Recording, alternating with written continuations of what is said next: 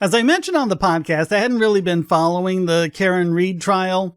I kind of through osmosis got some of it. Knew it was this big trial everyone was talking about, but didn't really follow it. So when the second trial started, I thought, yeah, let me see what this is all about. And I could instantly see that, prosecutors are corrupt. I expect that. Judges are corrupt. I expect that. After a couple of days of the trial, I was like, oh, no. These are specifically corrupt. These people are involved in this cover-up. And after the end of the first week, I was like, oh yeah, they framed this woman. She is innocent as all can be. And the defense is doing a really good job, even from the opening arguments. This whole time they've had the prosecution on the back foot. Other people have commented that it's really like the defense is the prosecution and the prosecution is the defense because they're already having to put on a defense from this. And one weird thing has been the experts. They have had the most terrible experts. That Shannon Burgess guy, I gave him biggest bogon emitter on the podcast. And he was being cross-examined brilliantly by Alessi, who's one of the defense counsel, and I don't remember all their names. I'm just remembering Alessi right now because he's doing this one today. But he's done a brilliant job, and I haven't really commented that much on it because I didn't really have anything to contribute. I'm not a lawyer, and pretty much everything I have to say about this is being said by a lot of law tubers. Until now. This is testimony that happened the other day. I'm a few days behind. I know the prosecution has finished their case in chief and the defense has started, but I haven't quite gotten there yet. So I'm catching up, but what is this guy's name? Dr. Judson Welcher, a biomechanical engineer working in accident reconstruction. But this part of his testimony is about photogrammetry. And I'm not sure how much a biomedical engineer is supposed to know about photogrammetry, but this guy doesn't do a good job at all explaining it, but apparently Alessi doesn't understand it either. So Alessi's cross, as dumb as this witness is, in this case I gotta give it to the witness.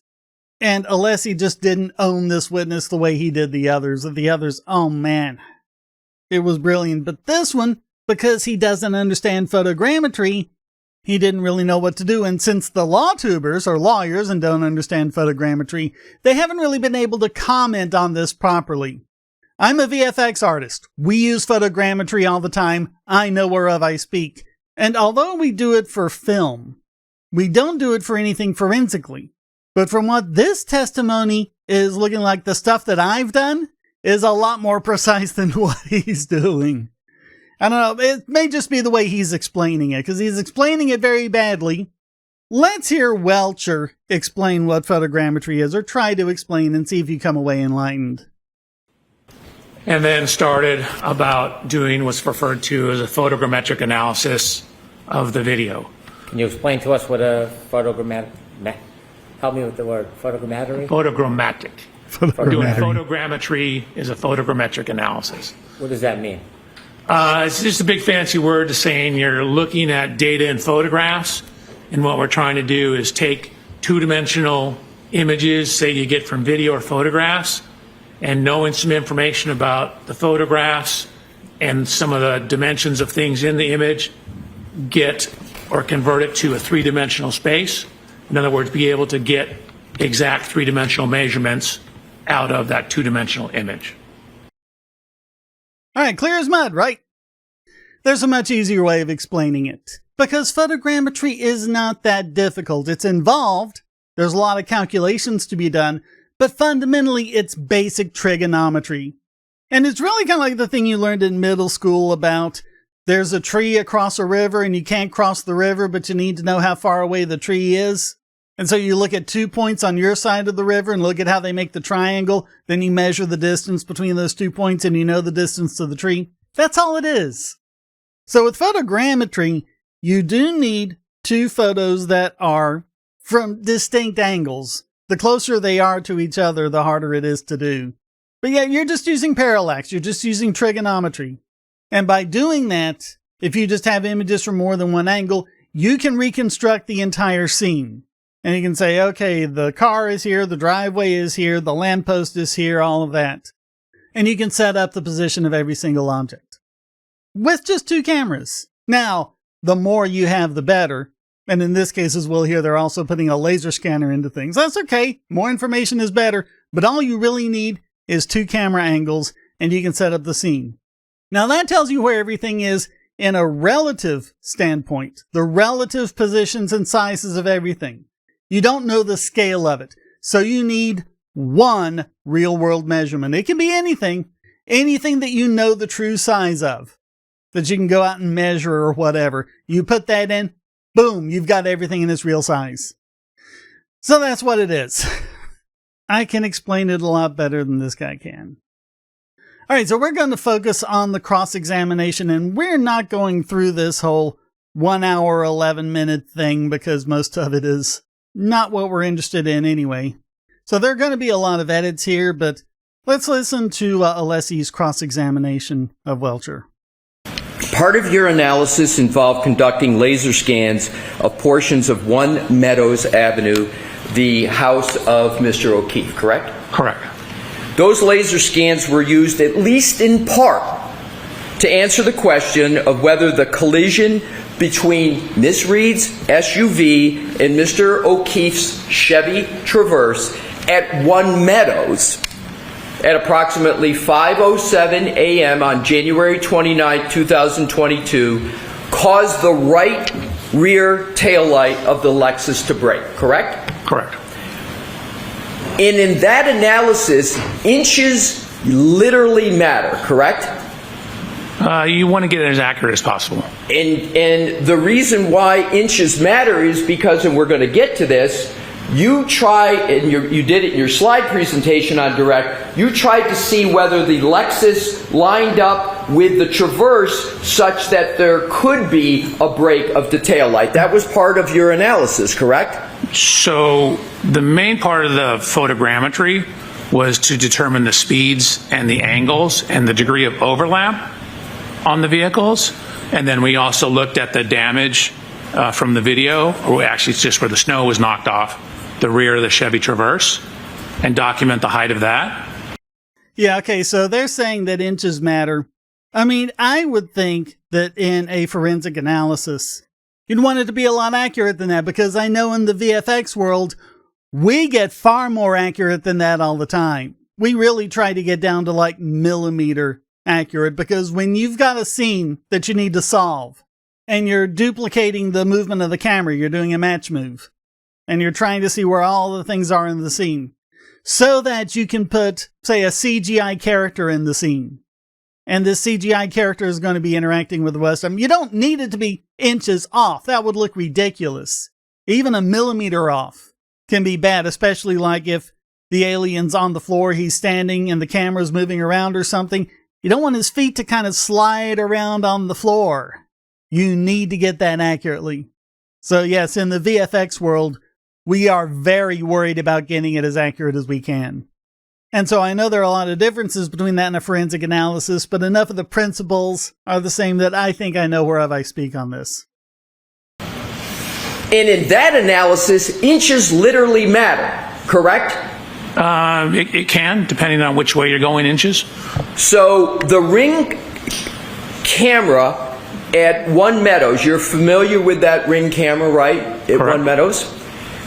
That Ring camera at 1 Meadows was used as part of the laser scan process that you and your firm Aperture performed at 1 Meadows on October 2nd, 2024. Do I have the date correct?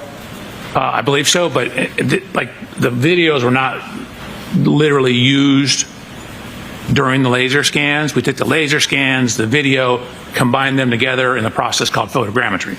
Okay. That Ring camera was utilized as part of your laser scan process, correct? It was used. So you're confusing laser scan and photogrammetry. The video, the laser scanners are together used in the photogrammetry. The camera and the laser scans are not used necessarily with each other. And it was used for what purpose? In the photogrammetric process, to establish the position and dimensions of various things in the video. So then we could go back and overlay the vehicles and track the tracks in the snow, as well as look at the damage to the vehicles. Right. So this was used to as a basis, not the only one, to establish dimensions of the other work that was done in analysis at One Meadows, correct? Correct. You know that the ring camera at One Meadows, in existence when Aperture did the work on October 2nd, 2024, was different than the ring camera that was in existence on January 29th of 2022. That doesn't matter at all. A camera is a camera, and you can get photogrammetry from it.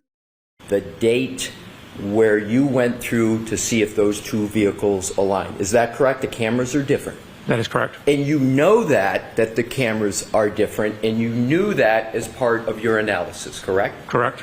Of course you do, but it doesn't matter because you can solve for the rest. Did you document the differences between the two cameras as part of any work performed at One Meadows? Yes. And did you measure any differences there might have been between the location of the newer ring camera from the older one that was in existence on January 29th of 2022? No. What we did is use the current ring camera in conjunction with the old ring camera, and with the laser scans, we're able to, again, map the points onto the scene. And that's, yeah, you don't really need to know the location of the camera. In fact, you can get it better through the camera solve. When I was talking earlier about how photogrammetry sets up the scene and can tell you the location of all of the objects in the scene, that includes the cameras. And that's the cameras even if one camera isn't in view of the others.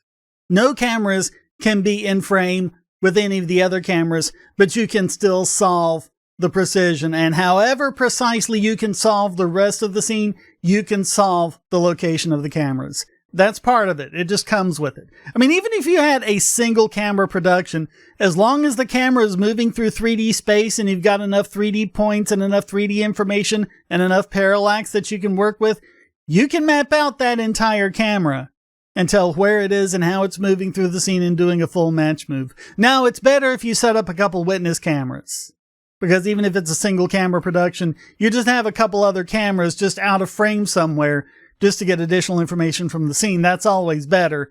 But you don't really need it if it's just a single camera moving through a scene. You can resolve all of that without having to have one of those cameras where there's a computer recording its location the whole time. You can solve that. You don't need to measure the locations of the cameras. And in fact, you can probably get it a lot better with a really decent solve than you could if you went up to the camera with a ruler and measured its position. That's why I showed you the report from the photogrammetry software that reported our error. Sir, my question was just measurement, not your process. Oh. Did you measure the difference I don't believe so. between where the old camera was and where the new camera was? No, it was angled slightly more to the right, though. And again, they don't need to measure it. How would you know that if you were not retained on January 29th of 2022? How would you know where the original angles were? Because when you look at the first camera, the one on January 22nd, it's here. The new one is slightly over to the right. That's an eyeball approximation analysis. No, That's it not isn't. a measurement, correct? No, it's a measurement. I don't know that we actually measured it, but we accounted for it and corrected for it. But you can see, for example, Yeah, it's a measurement. It's part of the photogrammetry. It comes out as everything else does. It'll say, hey, you've got this other camera here. It's moved over a little bit. And you get that. It's part of the solve. And it's as good of a measurement as everything else in the scene. Did you measure whether the newer camera that was present on October 2nd, 2024 was installed to the left? And I'm talking measure. To the right, to the top, or the bottom relative to the camera that was there on January 29th of 2022? So we solved for the camera. Yeah. I was asking if you measured, sir. Oh, no, we didn't measure. No, you solve for the camera, and the solve is going to be as good as any measurement. And unless he's trying to make it out like, oh, well, if you didn't measure it, you don't know where it is. Not the case. Not the case at all. Different ring cameras can have different levels of distortion, correct? Potentially. Cameras, well, are you saying that all ring cameras have the same level of distortion? No, but again, they're mass produced, so you could have some that have the same exact distortion. You could have some that have different. And you don't know the comparative distortion between what I'm just going to now refer to as the old ring camera that was there January 29, 2022, and the camera that you saw on October 2024, which I'll refer to the new camera. You don't know the difference in the distortion between those cameras as you sit here today, do you? This is something else that is calculated when you do the photogrammetry. And this is very important in VFX work, because whatever distortions you have from the camera you need to account for, because your CGI is going to be flat. So you need to flatten those out so that when you put your CGI in the scene, it's all there and it matches up. And then you need to re-distort it once you're done to make it match all of the other shots in the movie. But yeah, now, of course, ultimately it would be good, like if you were able to like hold up a sheet of graph paper or something to the lens and then tell it that, hey, all of these are right angles, and then it'll go through and it'll solve all of the distortion of face. But it can do that from the photogrammetry itself. When it builds the scene together, and when it reprojects the scene onto the original images, it'll tell you exactly what the distortion is. It's pincushion or it's barrel distortion. It's this amount. It'll give you the K values. It calculates it. You don't need to like get anything from the manufacturer. Manufacturer probably doesn't even know when it's something like a Ring doorbell, but like no one knows more about their cameras than a Hollywood cinematographer. And even they will be a little iffy about, well, I can give you the specs, but that might not be exactly what. Sometimes it's put in the metadata, but not often. And when it is, it's usually wrong. Cinematographers won't always know. You rely on the solve. You do not rely on any sort of specifications or information from the photographer or anything. You rely on the solve. So we know enough information that if the distortions had been different, our errors would have been too high. And so the fact that our errors are within acceptable, or what's called an RMS error, we know that the distortions are similar enough to give us accurate measurements. Sir, that is speculation. No, that it is isn't. not data. That No. is not a measurement. You did. And that is absolutely a measurement. That is not in any way speculation. That is as much of a measurement as everything else in the scene. And by the way, when he was talking about the errors, he doesn't mean errors that are mistakes that happen and it's like, oh, we made an error. The error has to do with the difference between the scene as it was solved and the image as a particular camera captured it. And so what you do is, when you're doing the photogrammetry, you look at a pixel and you consider that you're sending out a beam straight from the middle of that pixel. And it's reflected off of something that's giving you the color of that pixel. How far away is that thing? And that's going to end up being one of the points in the point cloud. Now, the location of that point is going to be solved by everything, by all of the information from all of the cameras, and in this case, the laser scanning and everything else. And when you have a solve, when you have a good solve, what you do is you take that point and you reproject it back into the image. And you say, okay, how far off from the center of the pixel is it? And you want those to be, in VFX work, at least less than half a pixel. And if you can get it down to a tenth of a pixel, you're doing really good. That's a really good solve. But these different points are going to have different error values. And when you see those errors having a pattern, like the further they get out to the edge, the more they are in a consistent way, you can say, aha, or the software says, aha, that's due to lens distortion, and I can calculate the lens distortion from all of that. That absolutely is a calculation. That is not speculation. That is data. That is measurement. Measure the distortion, sir, did you? If the cameras, you didn't have the old camera to do it. We didn't, but we had images from the old camera, and then when we get images from the new camera and solve those camera properties and then overlay data from the old images to the new images with the point clouds, if that distortion is too great, we will have too high of errors in our project, which is why I showed the error report from the photogrammetry process to show that we have checked for that and documented that our errors are in acceptable range so that we have confidence in our results. Yeah, and again, he's not explaining this the best way in the world, but, you know, I'm kind of worried that when the jurors are listening at the word error, that he hasn't sufficiently explained that the error is the error in how the camera captured the pixel, not in how the solve was made. Because the solve is going to be a lot more accurate than what the camera grabbed. And you know, unless he's saying it's not a measurement, the old trigonometry problem you did in middle school that I talked about where you need to know how far away the tree is, that's a measurement, isn't it? That is a measurement by any standards. And that's all this is. It's measurements. You do not have information from the manufacturer of Ring. You don't need You didn't present it, and you don't have it, as to what is the acceptable level of distortion for the analysis that you did, do you, Ring sir? probably doesn't even know it. You have that from Ring. And I don't have it for Ring, but I don't need it from Ring. Exactly, you don't need it. You don't need it. And Ring will probably tell you wrong anyway.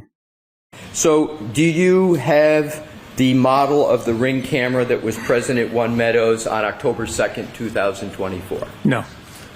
So you don't have even the model for either one of them? Nope, but we have videos from both of them and scans of the scene. And that's all that you need. Do you know whether there was a difference in the camera angle between the two cameras? Yes, as we already discussed, there was a slight difference in the angles. But you don't have a measurement of that, right, sir? Correct. Okay. But we accounted for it. I mean, I would say it counts as a measurement. He's talking about like you didn't walk up with a ruler and measure it. No. But you measure it photogrammetry. It's trigonometry. You measure it just as much as you measure the distance to that tree across the river. Wouldn't a difference in models of Ring cameras be relevant at all to your analysis of trying to reconcile any differences between them? So if you have video from both of them and you have laser scans with three-dimensional geometry of the scene, you can go in, and it's called a reverse camera analysis, and solve for the distortion properties. The scans give you the real-world dimensions. So once you know the real-world dimensions, you can then go in, and then solve for the camera lens properties based upon the real-world distortions. So for example, if there's a little bit of bending at the end, the laser scan data will show that, and you can correct for that knowing information about the laser scanner. Wouldn't knowing the difference in the models be relevant? That's all I'm asking. Wouldn't it be relevant to your analysis of it's not reconciling relevant. the differences to them? Wouldn't it be relevant? No. So you think the different models are irrelevant to any process you occasioned at one? It's irrelevant. It's totally irrelevant. A lot of times, you know, not in Hollywood work, but a lot of times just in the indie world, or if you're doing commercials for someone or something like that, and they're giving you videos, you have no idea who shot those videos, what camera they were shot with, what kind of lens it was anyway, and you have to do the match move and get a solve, and you can do that. You can do that without any of that information. So the analysis of the video itself is more important than the models? I'm not asking if it's more important. I'm just asking, would it be relevant? No, I don't believe it'd be relevant. No, it's absolutely not relevant. A principal point of an image is the point where a camera's direct line of sight, called, as you may know, the optical axis, intersects the image plane. Does that sound familiar? Mm-hmm. Yes, and that's something we have to deal with all the time. When you're talking about things like the barrel distortion and other things like that, that distortion is going to be rounded against a central point. That central point is not necessarily going to be the exact center of the image. It's going to be off by a little bit. And this is something else where the manufacturer can't help you, because even if you get 2 Ring doorbells that are just like one after the other on the assembly line, minor little differences in how they're put together and minor little differences in like the temperature and pressure and things like that can cause things to just move around ever so slightly. Not that you'd ever notice, but it could shift that principal point by a fraction of a millimeter, which on a 4K sensor could mean a dozen pixels or more. And that's something else that the solve will give you, and it's something that's important. But again, you're measuring that just as much as you're measuring everything else in the scene. So, isn't that the image's mathematical center, the principal point? More or less, yes. And for high accuracy photogrammetric work, it's important to know if the lens is mounted centered over the image sensor due to the small manufacturing variances, correct? Could be important. But again, you can calculate it. And if the principal point is the center of the image. That's relevant. So doesn't that affect the mathematical calculation of the light ray geometry? It could. It could, but in a way that, just like with the lens distortion, it affects it in a way that you can calculate and measure and then account for. So the variance in manufacturing between cameras is a known issue. Do you agree? I do. There's small manufacturing variances that affect one of the key components of the fundamental parameters of the camera, namely the principal point, right? Correct. Did you perform the camera calibration of the camera in place in October of 2024? Yes. So within photogrammetry, we calibrated the photogrammetric analysis to the camera. That's how you do it. Did you address the principal point in that calibration? Do you have documentation? Yes, you always do. Address that important factor, the principal point. It does it automatically. Checking of the RMS error in the software takes into account, sums up all the potential errors in the measurement, which would include that. And he's just not doing a very good job, in my opinion, of explaining this. Again, this is a measurement. Every bit as accurate as the measurement of everything else in the scene. And so, as I understand what you did, sir, is you took what are called point clouds, 3D images, created them for the Lexus. You took created 3D images, synonym point clouds, of the Traverse, and then you attempted to line them up to determine, among other things, whether they would align sufficient so that the Lexus could line up and potentially hit the Traverse such that the tail light of the Lexus could be broken. Was that at least part of your analysis? That was part. There was more. I don't really understand this part of the cross-examination, because my understanding of the defense's theory of the case is that the taillight was broken by Trooper Proctor so that he could grab the pieces and then scatter them all over the crime scene to frame Karen Reed. So I don't know why it's important whether or not, this one car would have hit the other taillight and broke it. Because he's going to account for how the taillight was broken. He's already made that clear in his cross of several witnesses. I don't know, maybe we'll see during his case in chief, but I don't really get the point of this part of it. This slide and all the other slides were trying to show the angle of contact, but because it's two-dimensional image, you're losing some perspective.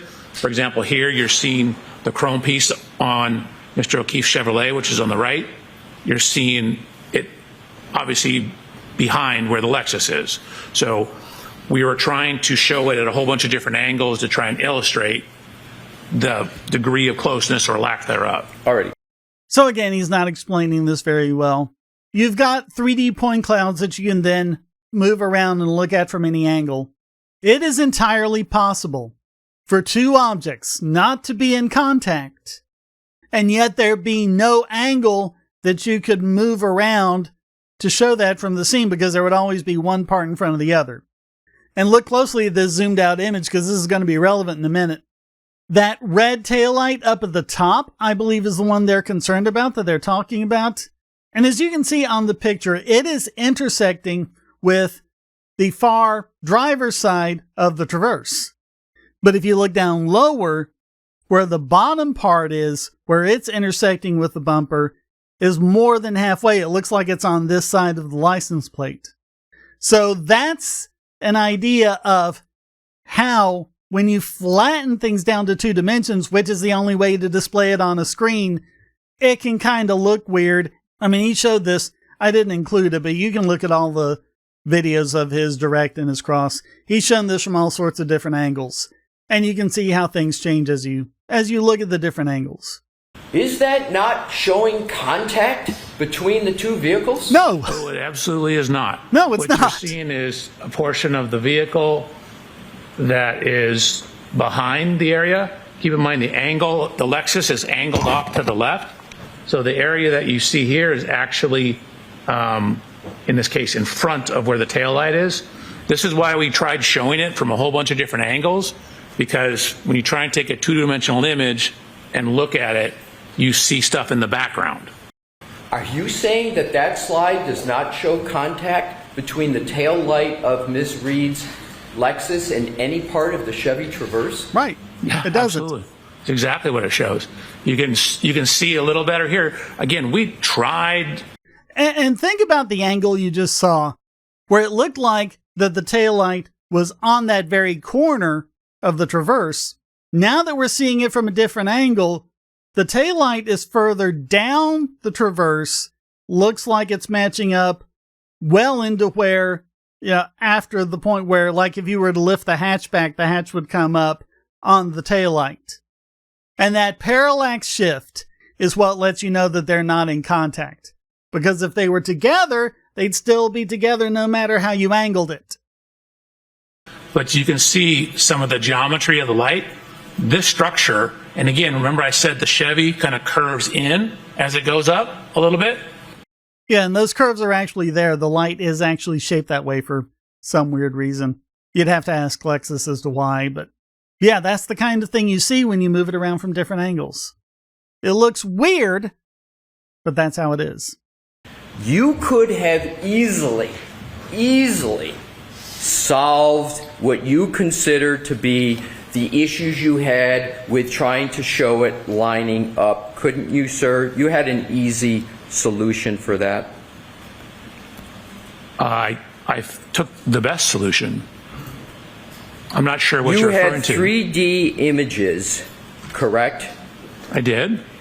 You could have shown and measured 3D images to get almost the exact contact point and almost the exact dimensions if you had just used the 3D images that you had available to you. Isn't that correct?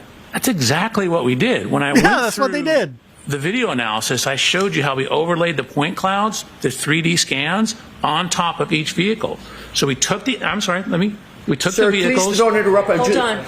Your Honor, Hold on. he keeps referencing my hand and saying I'm doing something when I'm not, and I think that's distracting to the jury. I'm not interrupting him. Hold on. Let the witness answer the I have question. no idea what's going on right here, right Your now. Honor, he keeps saying that I'm doing something. Mr. Alessi, please. All right. Go ahead, finish the answer, Dr. Welcher. Again, in That the was photogrammetric strange. analysis, I showed the video. I showed how we overlaid the point cloud on top of the video. That proves that the way we solved it, correct camera characteristics, matches. Otherwise, that would be distorted.